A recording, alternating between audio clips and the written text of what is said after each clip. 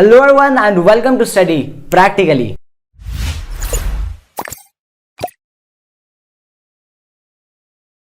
तो आज हम लोग जानेंगे सप्लाई चेन मैनेजमेंट के बारे में कि सप्लाई चेन मैनेजमेंट क्या होता है, क्या उसका प्रोसेस है, कैसे वर्क करता है और क्या क्या आपको पढ़ने की जरूरत है। अगर आपके 12 मार्क्स में, 20 मार्क्स में या कोई भी लॉन्ग क्वेश्चन बन करके आता है सप्लाई चेन मैनेजमेंट, तो आप क्या क्या लिखेंगे।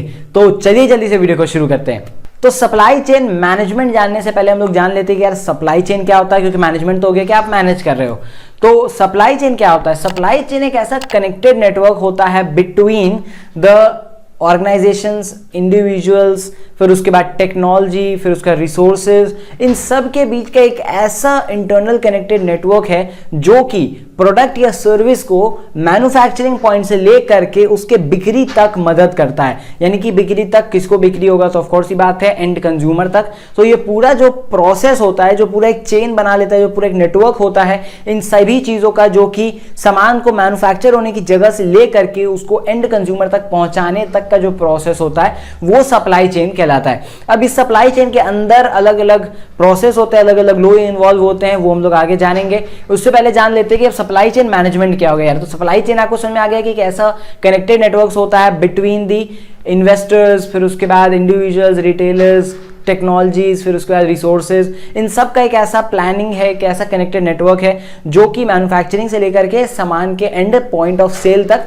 लेकर के जाता है और एक ऐसा चेन हो जाता है। तो उसी को हम लोग सप्लाई चेन कहते हैं। और जब इसी चीज को मैनेज किया जाए तो उसे हम लोग सप्लाई चेन मैनेजमेंट कहते हैं। ये तो एकदम मुंह पे रटा हुआ आंसर है यार, क्योंकि मैनेजमेंट का वर्ड बस मैनेज लगा दो, आंसर कंप्लीट हो गया। लेकिन रुकिए, थोड़ा सा और एक्सप्लेन करते हैं हम लोग। सप्लाई चेन मैनेजमेंट क्या हो रहा है? मैनेज कर रहा है, किसको मैनेज कर रहा है? ठीक है, सप्लाई चेन को मैनेजमेंट कर रहा है, लेकिन इसको आप प्रॉपर एक्सप्लेन कर सकते हो कि supply chain management is the management of flow of goods and services to the end point of sale. यानी कि आप इसको ऐसे लिख सकते हैं कि सप्लाई चेन मैनेजमेंट मैनेज कर रहा है वो पूरे प्रोसेस को जिसमें कि सामान या कोई सर्विस, कोई प्रोडक्ट या फिर सर्विस फ्लो होता है अपने बनाने वाले पॉइंट से और अपने बेचने वाले पॉइंट तक। तो ये सप्लाई चेन मैनेजमेंट होता है। इसी चीज को पूरा मैनेज करने को हम लोग सप्लाई चेन मैनेजमेंट कहते हैं। इसके अंदर पूरा आता है, रॉ मटेरियल से खरीदने तक, सप्लायर आपके घर तक पहुंचाएगा, आप उसको मैन्युफैक्चर करते हो, उसको डिस्ट्रीब्यूट करते हो और कंज्यूमर लास्ट में परचेज करता है। ये पूरा सप्लाई चेन मैनेजमेंट ही है। अब बात करते हैं इसके प्रोसेस के ऊपर, यानी कि सप्लाई चेन मैनेजमेंट क्या क्या इंक्लूड करता है एक्चुअली। तो सप्लाई चेन मैनेजमेंट के अंदर सबसे पहले आता है रॉ मटेरियल्स, क्योंकि रॉ मटेरियल्स आपको लेना होता है किसी भी बिजनेस में। फिर दूसरा आपको आता है सप्लायर्स, जो कि आपको ये चीज आप तक सप्लाई करते हैं। तीसरा आता है मैन्युफैक्चरिंग, यानी कि आप यहां पर आ गए जो कि आप मैन्युफैक्चर कर रहे हो इसको। चौथा आ जाता है यहां पे आपका डिस्ट्रीब्यूशन। पांचवा आ जाता है रिटेल लोकेशंस। थोड़ा सा यार हैंडराइटिंग माफ करना, आप तो जानते ही हैंडराइटिंग उतना अच्छा है नहीं।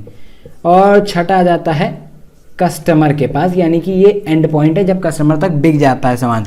तो ये जो 6 प्रोसेस है, या फिर आप कह सकते हैं कि 6 पॉइंट्स जैसे, जिससे कि ये पूरा सप्लाई चेन मैनेजमेंट काम करता है। यानी कि ये एक एक पार्ट है जो कि सप्लाई चेन मैनेजमेंट के अंदर आता है। तो सबसे पहले क्या होता है सप्लाई चेन मैनेजमेंट में? रॉ मटेरियल्स आदमी खोजता है। रॉ मटेरियल्स को देखने के बाद, अगर मान के चलिए कुछ भी हम लोग एग्जांपल ले ले, जैसे अगर आपका जीन्स का, अगर आपका मैन्युफैक्चरिंग अगर आप करते हैं, तो जीन्स जो होता है, जो जीन्स का कपड़ा होता है, वो एक बहुत छोटे दाने से बनता है। तो अगर आपको वो दाना चाहिए तो आप फोर्स आप वो तो नहीं बनाओगे यार, तो आप उसका वो रॉ मटेरियल होता है, वो चीज रॉ मटेरियल में आती है।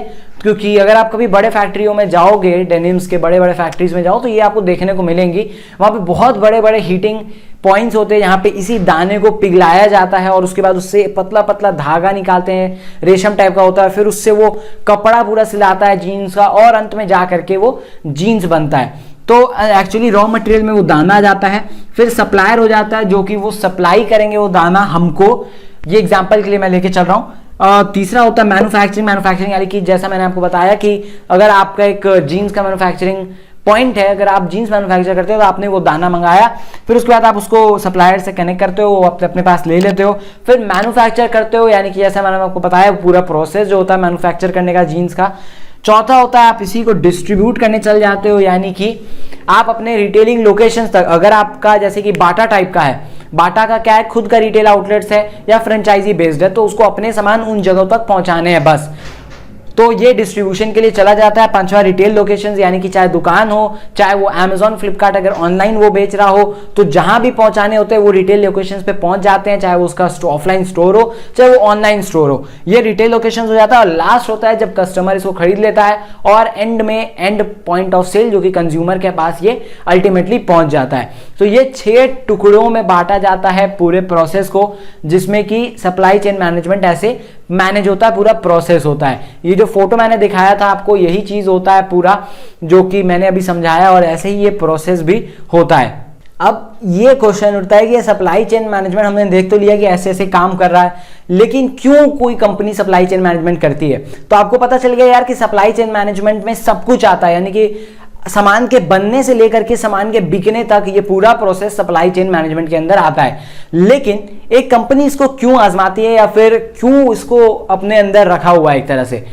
इसलिए है यार ये पूरा प्रोसेस, और हम लोग भी इसलिए पढ़ते हैं क्योंकि ये सारे प्रोसेस को आजमाने से और इसको सिस्टमैटिकली फॉलो करने से कोई भी कंपनी का जो एक्सेसिव कॉस्ट होता है वो बहुत कम हो जाता है। यानी कि कंपनी को पता होता है कि हमारा सामान कैसे आ रहा है और कैसे अपने कंज्यूमर तक पहुंच जा रहा है। तो कुछ ऐसा टुकड़ों में नहीं होता है कि यार अगर इस प्रोसेस को कोई फॉलो नहीं करेगा तो क्या होगा, किसी को कोई मतलब प्रोसेस तो यही फॉलो होगा कि यहाँ रॉ मटेरियल आएगा सप्लायर से, फिर मैं मैन्युफैक्चरिंग करूंगा, फिर उसके बाद ये आगे डिस्ट्रीब्यूशन पे जाएगा, लेकिन कोई प्रोसेस फॉलो नहीं होता इस चीज के लिए, ना ही इस पे नजर रखी जाती है जिससे कि हमें कॉस्ट पता चले और उसको कम से कम किया जा सके। तो ये सबसे बड़ा कंपनी का फायदा होता है कि यार सबसे पहला तो आपको कि कंपनी अपने एक्सेस कॉस्ट को कम कर पाती है, फिर उसके बाद जो बॉटम लाइन होता है, बॉटम लाइन भी इससे अच्छा हो पाता है कंपनी का। बॉटम लाइन क्या होता है? तो यार प्रॉफिट बढ़ाना को बॉटम लाइन कहते हैं, प्रॉफिट बढ़ाना, फिर उसके बाद रेवेन्यूज, जो भी आप समझिए, यानी कि कंपनी के जो प्रॉफिट्स बढ़ते हैं उसी को बॉटम लाइन कहा जाता है। और बॉटम लाइन दो चीजों से बढ़ती है, या तो रेवेन्यूज बढ़ेगा तो हमारा प्रॉफिट बढ़ेगा, या तो जो कॉस्ट हो रही है एक्सेसिव कॉस्ट वो घटेंगी तो हमारा प्रॉफिट बढ़ेगा। तो यहाँ पे बॉटम लाइन में कैसे मदद कर रहा है हमारा सप्लाई चेन मैनेजमेंट? तो रेवेन्यूज तो नहीं बढ़ा के दे रहा है ये, लेकिन हमारे एक्सेसिव कॉस्ट को घटा दे रहा है। तो इसलिए यहाँ पे बॉटम लाइन का फायदा मिलता है सारे कंपनीज को सप्लाई चेन मैनेजमेंट से। साथ में एक और फायदा होता है यार कि जब सप्लाई चेन मैनेजमेंट को भी कंपनी फॉलो करती है तो एक सिस्टमैटिकली काम होता है, जल्दी जल्दी प्रोसेस हो जाता है, सारा टाइम, मतलब टाइम कम लगता है बेसिकली, और सारा काम जल्दी जल्दी प्रोसेस होता है। सबको पता है कि यार यहाँ से रॉ मटेरियल आना, सप्लाई होना, हमें मैन्युफैक्चर करना है, इस डिस्ट्रीब्यूशन से वहां रिटेल लोकेशन तक पहुंचना है और अंत में कंज्यूमर तक हमें ऐसे पहुंचना है। तो ये कंपनी जो बड़ी बड़ी होती हैं वो ऐसे ही अपना पूरा प्रोसेस टारगेट करके रखती है कि यार ऐसे ऐसे आएगा, ऐसे ऐसे जाएगा, और ये चीज प्रोसेस सिंपल हो जाता है। और सारी कंपनीज को यही चाहिए होता है यार कि एक ट्रैक रहे कि सामान कैसे आया और कहां को गया, जिससे कि कंपनीज बाद में अपना एनुअल रिपोर्ट्स में पूरा देख सके आसानी से क्या कितना प्रॉफिट है, लॉस है, क्या बच रहा है, क्या नहीं बच रहा है। तो यही था आज के वीडियो में पूरा सप्लाई चेन मैनेजमेंट। अगर आपको कुछ भी दिक्कत हो, कंफ्यूजन हो, तो आप नीचे कमेंट करके पूछ सकते हैं, या फिर अगर कुछ मैंने छोड़ दिया हो तो वो भी नीचे कमेंट करके बता देना यार, मैं भी कोशिश करूंगा उसके ऊपर भी वीडियो बनाने की। और साथ में अगर आपके दिमाग में कोई और टॉपिक हो तो वो भी आप नीचे कमेंट करके बता सकते हैं। तो बस यही था आज के वीडियो में, मिलते हैं और कोई ऐसी इंटरेस्टिंग सी वीडियो में, तब तक के लिए bye bye, take care and जय हिंद, वंदे मातरम।